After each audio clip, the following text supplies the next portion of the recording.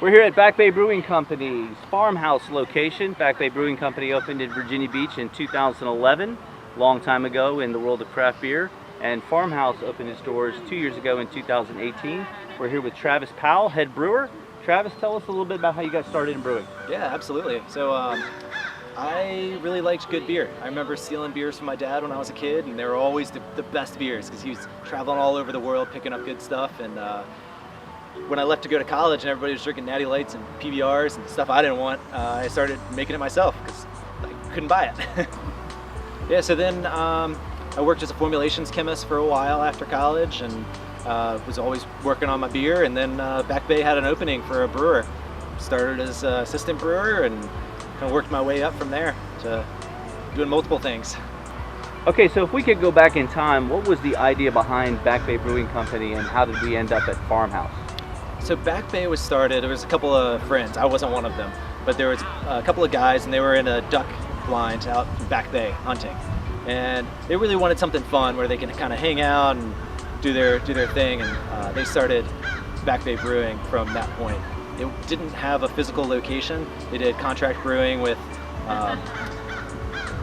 Weeping Radish and then over to St. George. Then they started the location on Norfolk Avenue about 2 years after that. Farmhouse was an idea.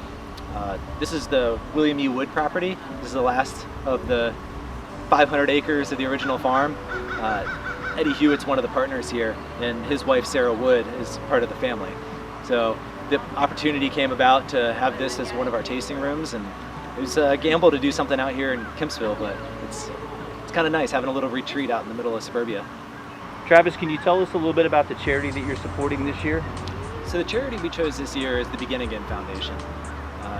Audrey and Mark Leishman are good friends at the brewery, and we really want to support them and their excellent cause.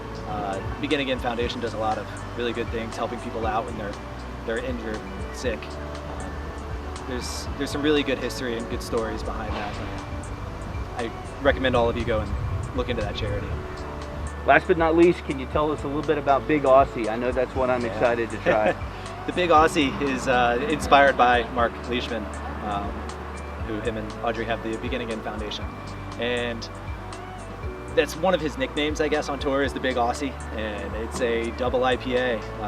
Mark was he was a lager drinker, kind of the quintessential Australian, drinking his lagers, and I kind of introduced him and got him started on the double IPAs, and that's kind of his newest favorite. So he's like, yeah, can we do a double IPA? I was like, yeah, but only if we do all Australian hops. Kind of bring it back to that Big Aussie thing. So it's a bigger, higher alcohol, not super big on the body, but a ton of fruit forward, using a lot of the Galaxy and the nice Australian hops. Thank you.